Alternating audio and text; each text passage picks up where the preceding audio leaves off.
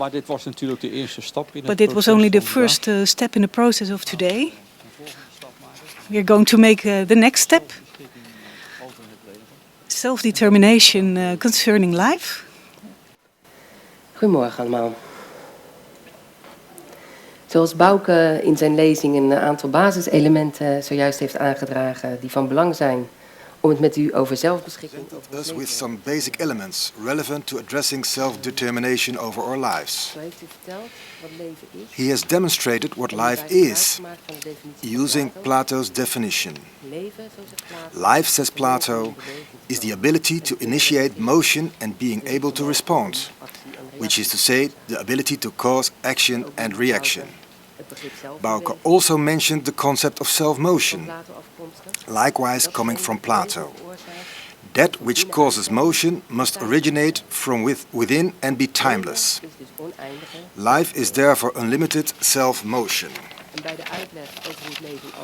While explaining how life generally works, it was mentioned that another name for life is consciousness. And also that life is characterized by alternating periods of activity and rest. This then concerns different states of consciousness. We will now proceed from the general definition of life to the definition of, more specifically, the life of men. One human lifetime recognizes several stages, like birth, baby, toddler, etc. But the human consciousness also recognizes stages over lifetimes. There is an unlimited unfolding of latent abilities during the alternating cyclic periods of activity and rest. And everyone shapes their lives in their own unique way. During the second lecture, called Self-Determination of Life, I will elaborate on these laws of nature by discussing reincarnation and karma. In this introduction, Herman mentioned the 3 fundamental propositions and the 7 jewels of wisdom. Well, cyclicity is the underlying proposition of the 2 jewels of wisdom. Reincarnation and karma, both are required to envision the possibilities to self-determination. I will also further examine which self, or which state of consciousness it is that is self-determination. The self with the lowercase s, the transitory, physically visible human being, or the self with the capital S, the reincarnating human being. In the eternal, boundless life, we alternately see periods of active life followed by periods of rest. We see nature repeating itself everywhere. However, it isn't a static repetition like an assembly line or a pile driver. In nature, every repetition is an expression of a transformation of what came before. This day follows night, being asleep follows being awake, winter follows summer, the ebb and flood tides alternate with each other, and the planets revolve in regular trajectories around their sun. During each cyclic period, life continues to grow or evolve in a spiral fashion.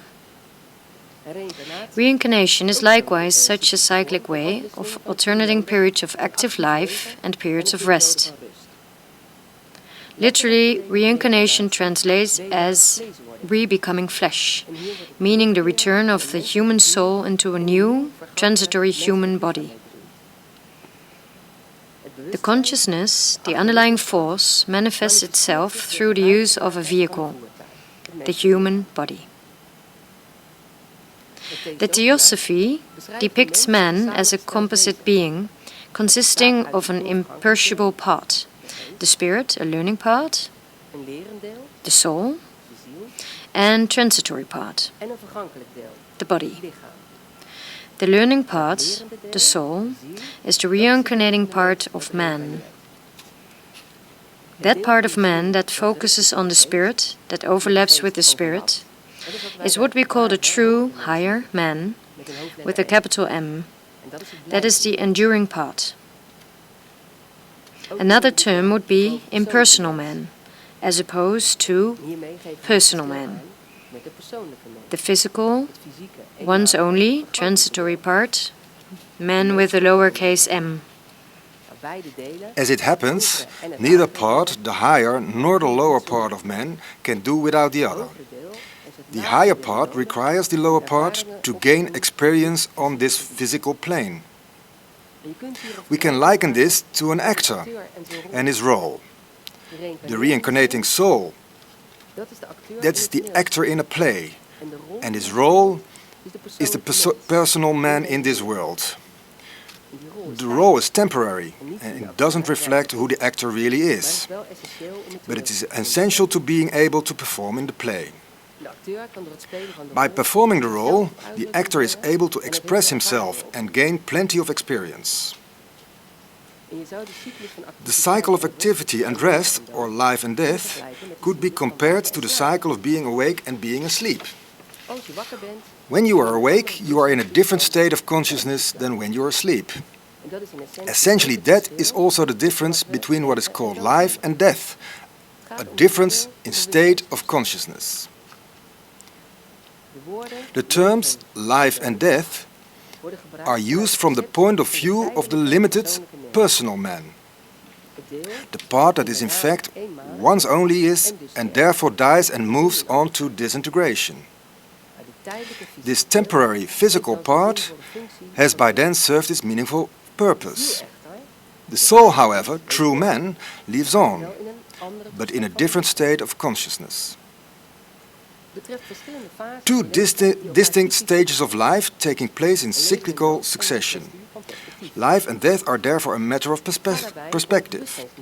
It is a matter of which level of consciousness to identify with, the higher or the lower level of consciousness, the transitory or the reincarnating man. Whichever you identify with is a choice.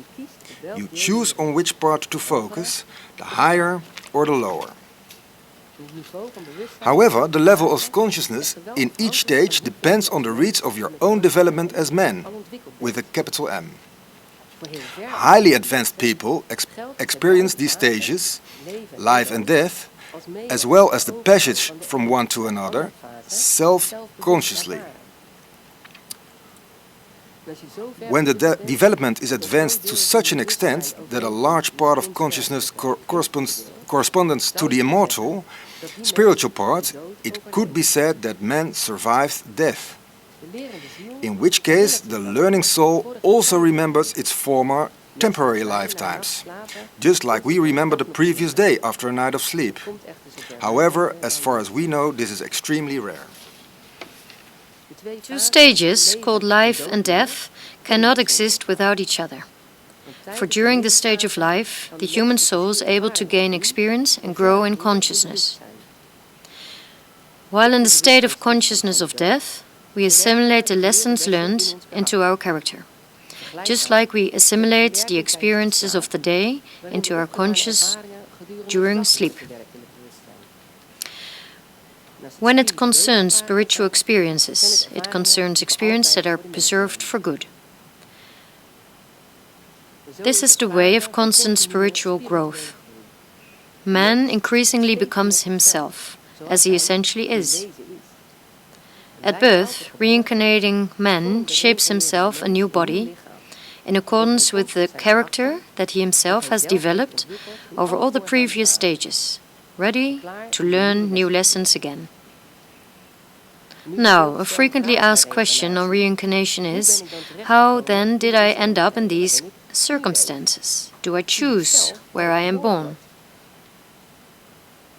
The answer to this question is yes, but it is a yes with an explanation.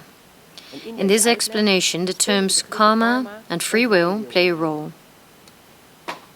The term karma is of Sanskrit origin and means doing, making, action, or also effect. The idea is this: if a being acts, in this case a human being, he acts from within, because of an underlying thought. Thought and action then result in reactions.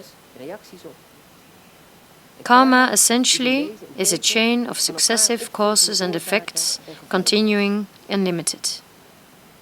Karma is inevitable. Both the nice and the less nice effects of causes, because it is an indispensable element of universal nature that is unlimited, all about, and timeless. The being or human being that caused the effect will inevitably live to see this sooner or later. In other words, at some time we reap what we sow. You are therefore your own karma. You are yourself this unity of cause and effect. Explained this way, this may seem rather straightforward. But the reality is very complex due to the amount of causes and effects that occur simultaneously. One final remark on karma. Karma is just.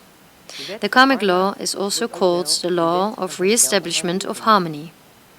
In our actions cause an imbalance, the reactions of nature will ensure the re-establishment of balance, of harmony. Back to the previous question. Do I choose where and in what circumstances I am born?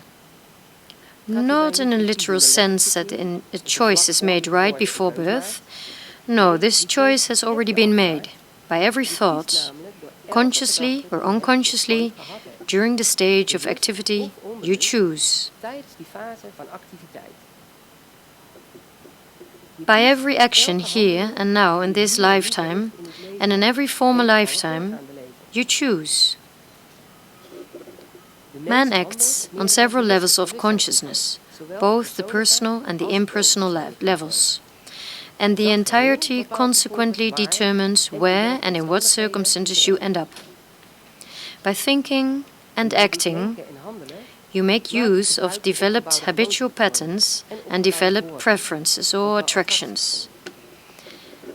Such habitual action, more often than not, takes place automatically, so you do not operate quite so self-consciously quite so often. Moment of the day you can decide to alter your life, to further your development and to make the effort. But only within the scope of the possibilities you have developed up till now, the build-up karma and the laws of nature. And that is what we mean by free will. Because we have free will at our disposal, all circumstances we find ourselves in are the result of free choice, consciously or unconsciously. And every time anew we have the free choice to respond.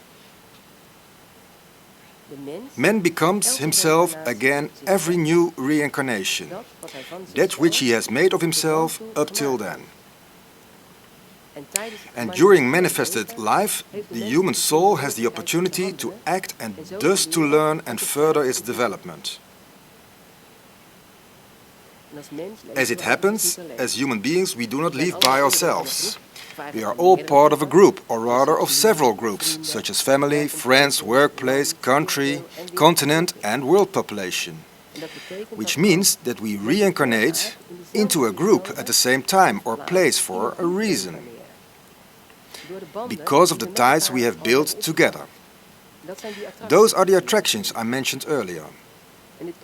Consequently, this may refer to both people we like, attraction based on our preferences, and people we dislike, attractions based on our aversions. Since life is indivisible, unlimited unity, one can hardly talk of individual karma. Everything is interrelated. Karma is the sum. However, we shape it individually. So you can shape your life according to your wishes.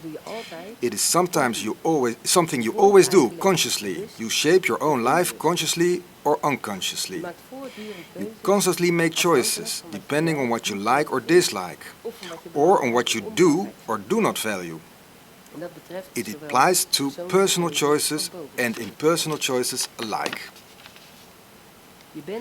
You are therefore responsible for your own life.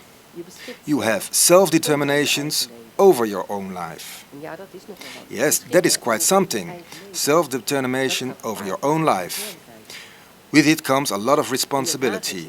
In daily life, the term self-determination is used to describe the possibility to make decisions about yourself and your own body and life. Basically, this alludes to the transitory part of man. We refer to that as self-determinations with a lowercase s. This is the center of the political debate completed life regarding euthanasia. Another example is the lawsuit in England this year of parents who went to the highest courts over the treatment of their terminally ill son Charlie. Ultimately, the churches did not support their point of view. In the Theosophia, the term self-determination has a much broader scope. It comprises the self-determination over many lifetimes. That is self-determination with a capital S, belonging to the higher part of man, that reincarnates many times over. It concerns the development of the learning soul, to bring out the highest from within yourself and to live accordingly. In this light, you ask yourself questions like, what actually makes this person want to end his current life? And what can I do to reduce the suffering of this man? If we look at self-determination in relation to life, as discussed here, we can state that true man, the human soul that incarnates time and time again, in actual fact cannot be destroyed, neither by fire, nor by bullets, nor by any other thing that is lethal to the physical body. That part of us which is eternal we cannot destroy. So that falls beyond the reach of our self-determination. But the part in which the learning soul manifests itself does fall within this reach. The human body, the transitory one's only part. We have active self-determination over the instrument by which we gain, here and now, the experiences necessary for the human soul to learn. So when we exercise control over the temporary body, then this has immediate consequences for the human soul.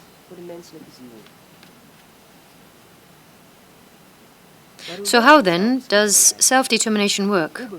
Just how consciously or unconsciously do we make our choices? The short answer to that, we make our choices at the level we have developed within ourselves. Starting with the daily choices. Everyone present here has at some point, by subscribing, consciously decided to attend this symposium, instead of going to a workshop on flower arrangements. And next has followed through by taking the train or bicycle, while maybe a friend just called asking you to join her on the beach on this nice sunny day. The choice becomes rather more difficult when your mother just calls before departure, longing for your company because she still feels lonely today. We all know we don't make every decision quite so consciously. Walking this way from the station, for example, is done nearly automatically. The muscles in your body know very well how it's done. You don't have to pay attention to every step you take. You did have to pay attention to the very first steps you took while learning to walk, as the case, for example, while rehabilitating after an incident. But in daily life it has become a habitual pattern for most people. Not just walking, but also many other choices are made based on habitual patterns, and like that we shape our own character. For example, you may always be annoyed by certain types of behavior, like people cutting in line at the cash register.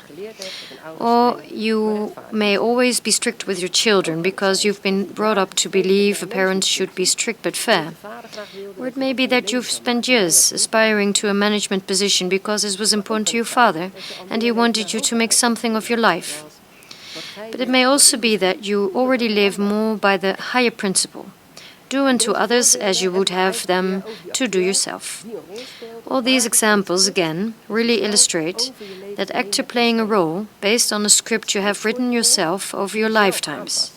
You are able to change the script for this role yourself, even though that does require some effort.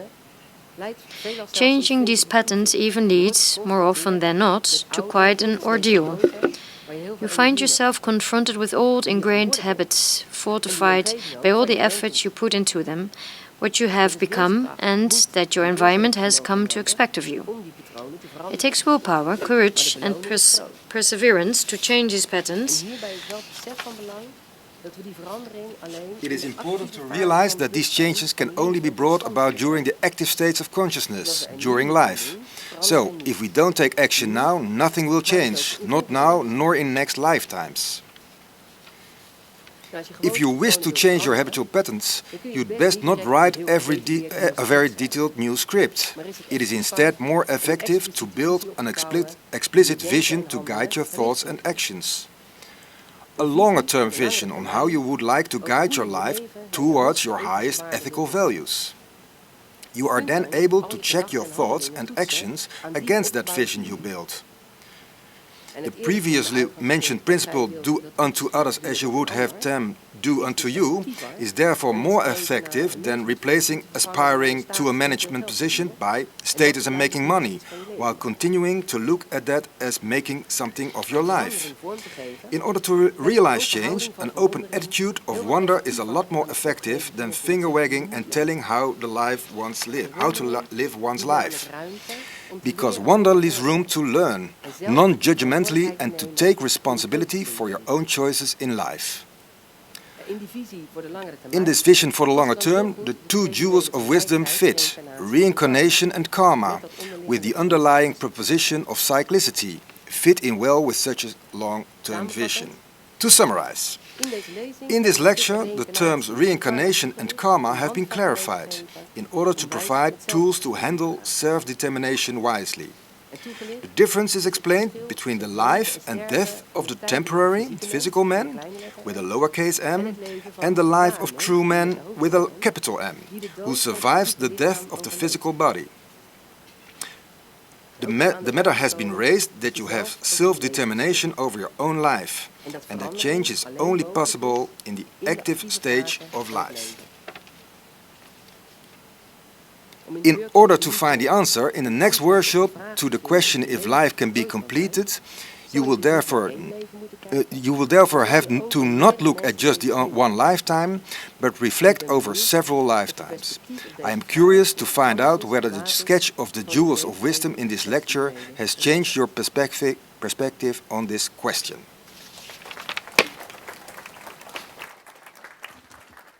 Dankjewel, Mariska. Ik maak even van de gelegenheid gebruik. I now take the stage. Dank je. Sorry. De hele gedachte The whole thought die u vandaag gehoord you have heard today basisprincipe van is the basic principle of Theosophia. And if you ask yourself, how do these principles look? There are three hypotheses. Eternalist, cyclical movement, and above the same as below. And the practical way to live these principles we have presented you today. If you think, I would like to know more of these kind of issues, then you can look at the book table in the hall.